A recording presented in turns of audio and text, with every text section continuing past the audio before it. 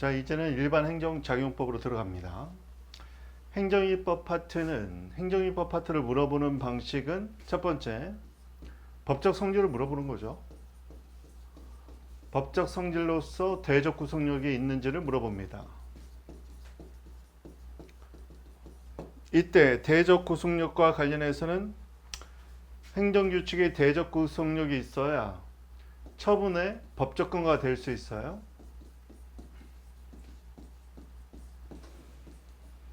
처분의 법적 근거가 될 수 있다.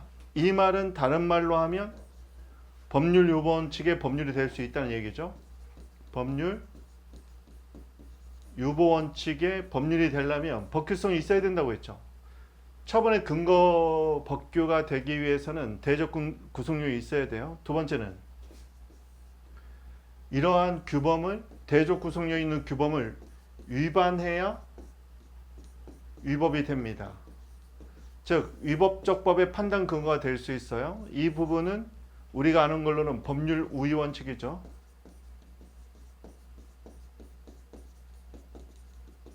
세 번째, 이렇게 위반하면 위법이 되는 위법적법, 다른 말로 사법심사 기준이죠. 사법심사로서 재판 기준이 돼요. 이런 재판 규범성이 있을 때만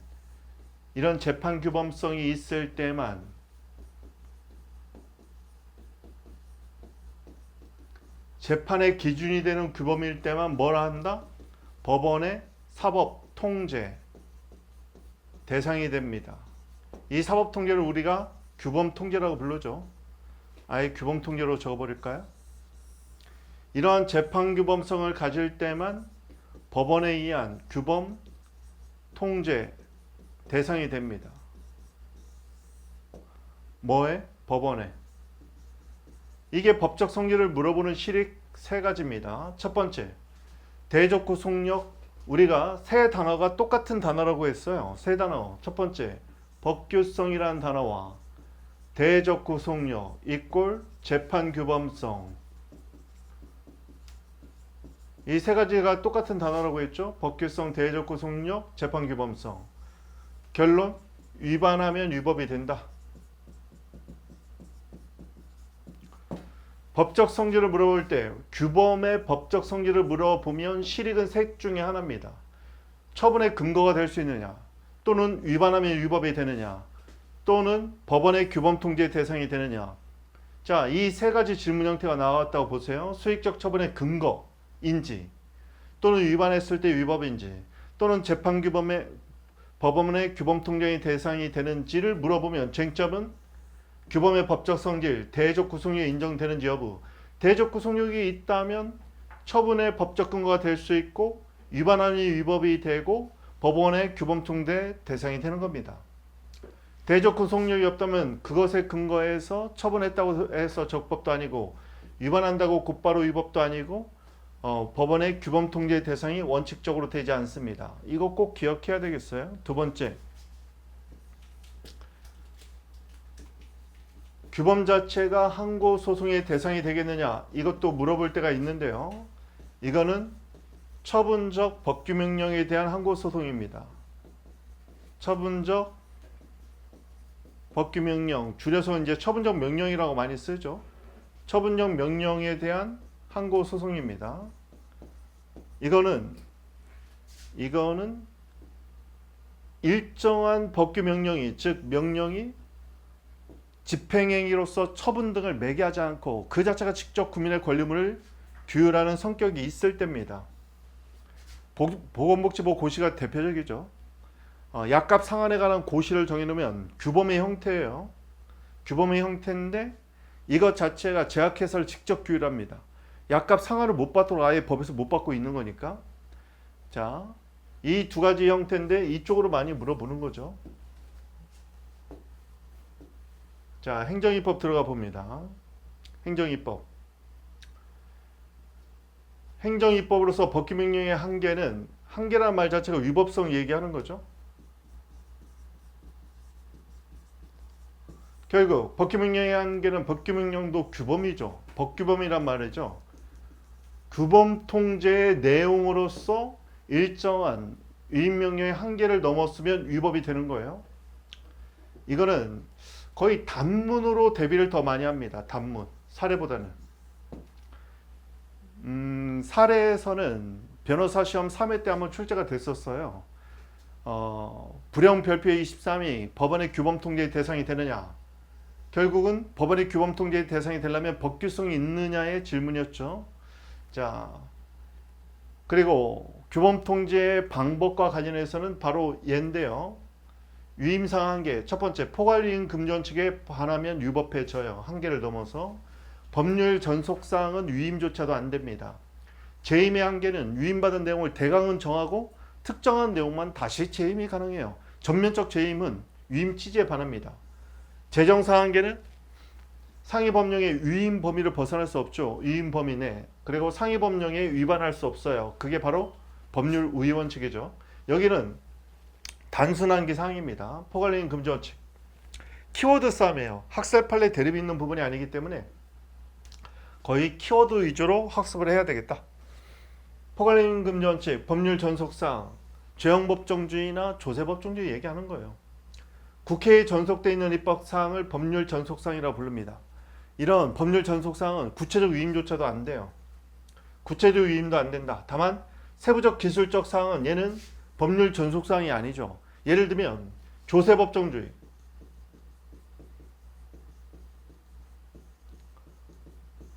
조세 과세 대상자와 그런 조세 과세율은 법으로 정해야 됩니다. 그런데 부과한 과세 처분을 징수하는 방법, 이런 것들은 세부적 기술적 사항에 불과하죠. 즉 법률 전속사항이 아닌 거예요. 국민의 권리 의무의 본질적 사항이 아닙니다. 어떤 식으로 수거할 건지 징수할 건지 이런 사항에 한해서는 위임이 허용되는데, 이건 이 하나요. 판례는 이렇게 썼지만 정확히 따지면 세부적 기술적 사항은요, 얘는 법률 전속사항이 아니라고 이해하면 돼요. 죄와 형벌에 관해서 법률로 정해야 되는 게 죄형 법정주의잖아요.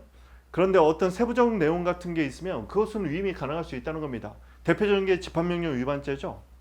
보통요, 탈원병에 대한 처벌을 할 때요, 공소시효가 있단 말이죠. 공소시효가 끝날 때쯤이 되면 집합명령합니다. 몇 월 며칠 몇 시까지 어디로 모이라고.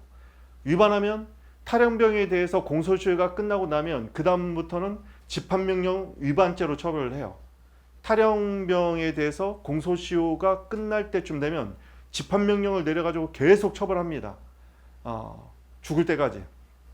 그런데 몇 월 며칠 어디로 모여라, 이거는 공란으로 놔야잖아요. 그래서 죄와 형벌은 국회에서 만든 법률로 정해야 되지만, 예외적으로 집합명령 위반죄 같은 경우는 구속요건의 일부를 행정명령으로 이렇게 위임하기도 하는 것이죠. 그런 거 얘기하는 거예요. 다만 죄와 형벌, 죄형법정주의, 과세요건, 과세 대상자는 법률로만 정해야 될, 이걸 법률 전속사항이라 불러요. 이건 위임도 못해요. 재임은 허용됩니다. 헌법에 보면은 대통령령에서 총리령 불용으로 위임할 수도 있어요. 위임받은 걸 전면적으로 재임하면 처음 위임을 해준 법률의 취지에 반하는 겁니다. 그래서 전면적 재임은 위임 취지에 반해서 허용되지 않아요. 적어도 내용의 대강은 정하고 특정 사항만을 다시 재임할 수 있습니다. 다시 재임한다는 얘기는 이런 경우죠. 예를 들면 법률에서 대통령령, 대통령령에서 총리령 불용, 또는 조례로 재임도 가능합니다. 법률에서 불용으로 받았는데 불용에서 조례로 재임도 가능해요. 재정상 한계는 수권 범위를 벗어날 수 없는 한계가 있고, 상위 법령 위반을 하면 안 되죠. 상위법 우선의 원칙이 있어서 이게 법률 우위 원칙이 되는 거예요. 이 부분은 어떻게 보면 단문이라고 봐도 되겠어요. 법규명령의 통제 방법이 여기 써 있는 거고, 그 방법에서 내용이 바로 앞에서 봤던 위임명령의 한계가 되는 거예요. 기관으로 따지면 의회가 하는 통제도 있고, 그리고 행정부 내에서 하는 통제가 있고, 또는 사법부에서 하는 통제가 있죠. 얘도 어떻게 보면 행정부 내에서 준사법 절차라고 봐야 되겠고, 그 다음에 사법적 통제, 얘가 중요한 거죠. 법원이 하는 거 또는 헌재가 하는 거. 이건 거의 단문이네요. 의회에서 하는 통제는 국회법 98조에 의해 상당히 유명한 조항이죠. 행정입법을 제정할 때는 소관 상임위에 제출하도록 되어 있죠. 국회 소관 상임위에 제출하게 됐다. 의회에 제출하고 소관 상임위에 제출하고, 뭐 이런 것들을 가볍게 보세요. 단문이니까. 단문으로도 뭐 그렇게 자주 나오는 내용은 아닐 테고, 상급행정처가 감독권을 행사할 수도 있고, 상위 법령을 제정해서 하위 법령의 내용과 다른 법을 제정하면 어떻게 보면 하위 법령은 개폐되는 효과가 있어요. 그리고 법제처 심사를 거치죠. 총리령, 부령까지 다 법제처 심사를 거칩니다. 다만 총리령이나 부령은 필수적인 국무회의 심의사항은 아닙니다. 자, 그 정도 보시고, 행정심판위원회에 의한 통제인데 얘는 헌법 107조 3항에 따라서 사법 절차가 준용되는 거죠. 같은 행정부 내에서 한다는 측면은 있으나 사법 절차가 준용되는 거죠. 뭐 이런 부분은 사례 관련해서는 그렇게 중요하지 않아요.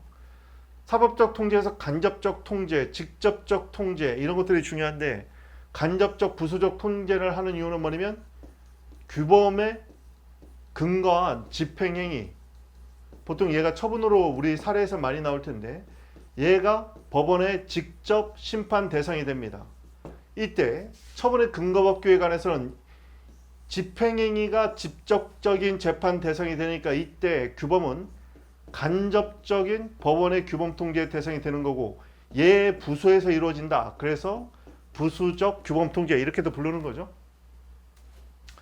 구체적 사건에 관한 재판에서 구체적 사건을 야기한 처분이 있으면 이 처분이 재판 대상이 되는 거죠. 행정입법의 위법 여부가 성결 문제가 된다는 말은 처분이 위법적 법을 판단하기 위한 성결 문제가 되는 겁니다. 왜냐하면 이 처분에 근거법규가 있을 거 아니에요? 이런 근거법규가 만약에 위헌이면 위헌법률에 근거한 처분은 그 자체가 취소사인 위법이 있게 되거든요. 이걸 구체적 규범 통제라고 부르고 헌법 107조 2항이 있어요. 통제 대상은 법규성이 있는 명령입니다. 따라서 법령 보충적 행정규칙인 법규명령인 규칙, 대법원규칙, 헌재규칙, 성관위규칙 이런 것들 얘기하는 거예요. 자치법규인 조례규칙도 포함되고 법령 보충적 행정규칙도 포함합니다. 법규성이 없는 행정규칙은 제외되어 있어요. 왜요? 재판규범이 아니니까. 여기서 알 건 뭐냐면 사법적 통제, 즉 법원에 의해서 사법통제 대상이 되려면 재판규범성이 있어야 돼요. 재판규범성은 다른 말로 법규성, 대적 구속력이죠. 따라서 법규성이 없으면 법원의 규범통제 대상이 될 이유가 없어요. 재판에서 쓰이는 게 아니니까. 처분적 명령은 법규명령 자체가 처분성을 갖고 있는 거예요. 집행행위가 필요 없어. 왜냐면 그 자체가 처분성이 있으니까. 그러면 법규명령 자체가 항고소송의 대상이 되는 거죠. 헌법재판소에 의한 통제는 법규명령이 집행행위 없이 직접 국민의 기본권을 침해하면 헌법소원의 대상이 되는 공권력 행사로 봅니다. 법률도 마찬가지죠. 그래서 우리가 법령소원이라고 불러죠, 이럴 때. 다만 이런 법규명령이 항고소송의 대상이 된다면 헌재법 68조 1항 단서에 따라서 다른 법률에 의한 구제 절차를 거쳐야죠. 다른 법률에 의한 구제 절차를 거치면 법원의 재판이 되면 재판소원이 또 금지되어 있죠.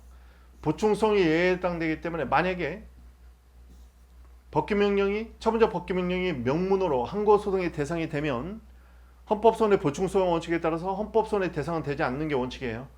그런데 지금은 명문 규정이 없고 해석상이 인정되고 인정 범위에 관한 논란이 있기 때문에 권리구제의 기대 가능성이 없는 걸로 봐서 보충성 원칙의 예외를 인정해 주는 거죠.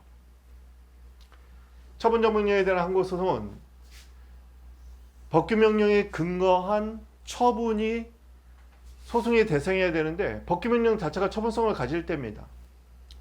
조례가 집행행위에 매개 없이 그 자체로 직접 국민의 권리물을 규율한다. 그러면 얘가 처분성을 가지니까 처분적 법규명령이라고 부르는 거죠. 두밀분교 폐지 조례가 대표적입니다. 두밀분교 폐지 조례는 두밀분교에 취항하고 있는 취약 아동들, 그 학부모들의 권리물을 직접적으로 규율하거든요. 그런 경우에는 처분성을 인정해 주는 거죠. 행정입법은 원칙적으로 일반적, 기초 개념에서 배우죠. 불특정 다수인에게 추상적, 미래 반복적인 규율을 하는 게 행정입법이에요. 그래서 구체적 법률상 이익 침해를 야기하지 않기 때문에 원칙상 항고소송의 대상이 처분이 아닙니다. 근데 아주 특이하게 그 자체가 구체적으로 국민의 권리물을 규율할 때가 있어요. 그걸 우리가 처분적 법규명령이라고 부르는 거죠. 처분적 법규명령에 대한 항고소송 다들 인정하는데 인정 범위와 관련해서만 논란이 있어요. 좀 좁게 보는 견해. 좁게 보는 협의설은 무늬만 법규명령이지 그 자체가 처분하고 다를 게 없는 경우입니다. 중간설은 국민의 권리 의무의 직접 변동을 야기하는 경우뿐만 아니라 직접적 변동은 아니어도 국민의 법률 관계를 규율하는 성격만 있으면 인정하겠다는 거고, 광의설은 국민의 권리 의무에 사실상 영향을 미치면 다 인정하겠다는 견해예요. 뭐 이런 학설이 그렇게 중요한 건 아니에요. 판례는 명령 등이 집행에 매개 없이 그 자체로 직접 국민의 권리 의무를 규율할 때 변동에 이르지 않아도 돼요. 변동할 때만 그러면 협의설이고, 규율하고 있으면 다 된다, 중간설. 사실상 영향을 미치면 포함된다, 그럼 광의설이 되는 거죠. 두밀분교 폐지 조례와 보건복지부 고시에서 처분성을 긍정한 바가 있습니다. 약값 상한에 관한 보건복지부 고시, 유명한 판례예요. 자, 우리는 판례대로 갑니다. 집행에 매개 없이 그 자체로 직접 국민의 권리 의무를 규율한다면 처분 개념하고 똑같잖아요. 자, 설문에서는 어떻게 나올까요? 설문은 이렇게 나옵니다. 최근에 변호사 시험에서 처분자 법규 명령을 물어볼 때는 고시가 있었어요. 보건복지부 고시가 있었는데 나중에 보면 얘가 법령 보충적 행정규칙이에요. 그러면 상위 법령과 결합해서 대적 구속력이 있는 법규 명령의 효력이 있는 거죠. 그런데 질문 형태가 어떻게 나오냐? 아주 간단해요. 질문은 갑이 고시를 취소 소송으로 다툴 수 있는가? 취소소송으로 다툴 수 있는가? 그러면 여기서 우리가 알 수 있는 건 뭐냐면, 취소소송으로 다투기 위해서는 대상적 격으로서 처분으로서의 법적 성질이 있어야 되겠죠. 그러면 이 고시가 처분성이 있는 처분적 법규명령, 즉 처분적 고시인지가 논란이 되는 거예요. 그러면 처분적 법규명령에 대한 항고소송, 학설은 협의설, 중간설, 광의설이 있고, 판례는 두밀분교 조례 또는 보건복지부 고시, 약값 상한을 딱 정해주는 약값 상한에 관한 보건복지부 고시에서 항고소송의 대상성, 즉 처분성을 인정한 바 있다.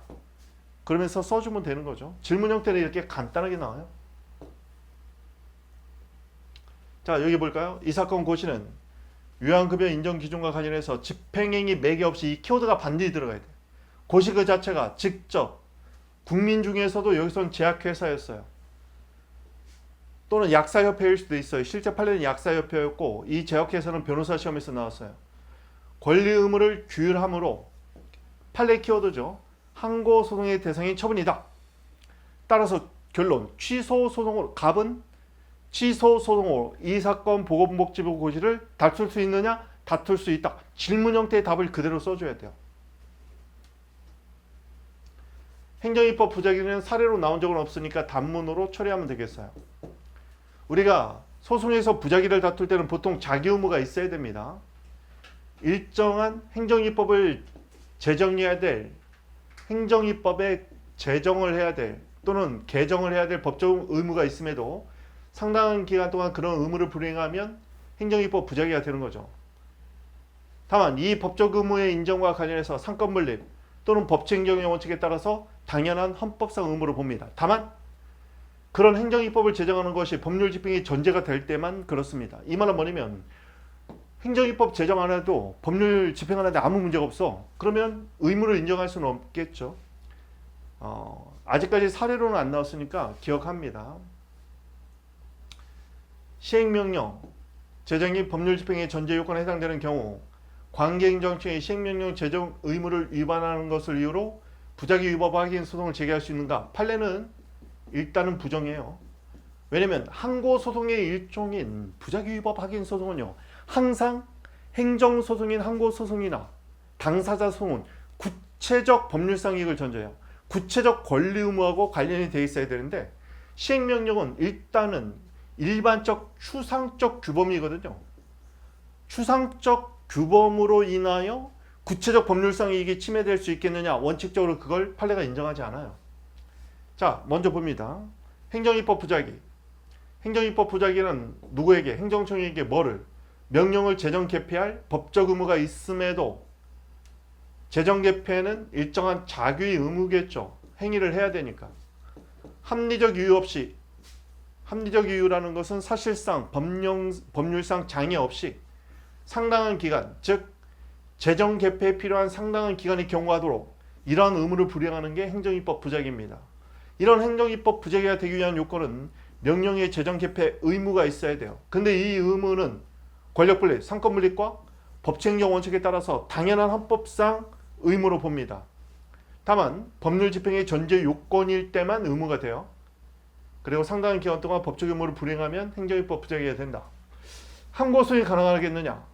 판례는 추상적인 행정입법의 제정 요구물은 국민의 권리 의무를 직접적 또는 구체적으로 변동하지는 못하기 때문에 항고소송의 대상이 될 수 없다고 보고 있습니다. 부정소로 가야겠어요. 다만 행정입법 부작위에 대한 헌법소원은 그러한 법적 의무가 있을 때 헌법소원의 대상이 될 수 있고, 다만 여기는 지워도 상관없습니다. 처분적 법규명령처럼 일정한 행정입법을 제정하지 않는 것이 구체적으로 국민의 권리를 규율하는 경우가 있을 수 있어서 부작위법 확인소송의 대상이 될 수 있다. 이게 학자들의 견해인데 우리는 판례 위주로만 써주세요. 이거는 여러분들에게 헷갈릴 수 있어. 만약이라는 말이에요. 부작위법 확인소송이 가능하면 뭐처럼 처분적 명령이 항고소송의 대상이 된다며, 그렇다면 이러한 처분적 명령을 제정할 입법을 부작위하는 것도 항고소송의 대상, 특히 항고소송 중에서 부작위 위법 확인 소송이 돼야 되는 거 아니냐, 이게 젊은 학자들이 주장하는 바입니다. 부가배상을 인정한 판례가 있어요. 분법무관 보수에 관해서 법률에서 시행령, 대통령령이 위임했는데 정당한 이유 없이 시행령을 제정하는 거, 이런 건 보수적 궁고권, 즉 재산권 침해로 봐서 불법행위를 인정한 판례가 있습니다.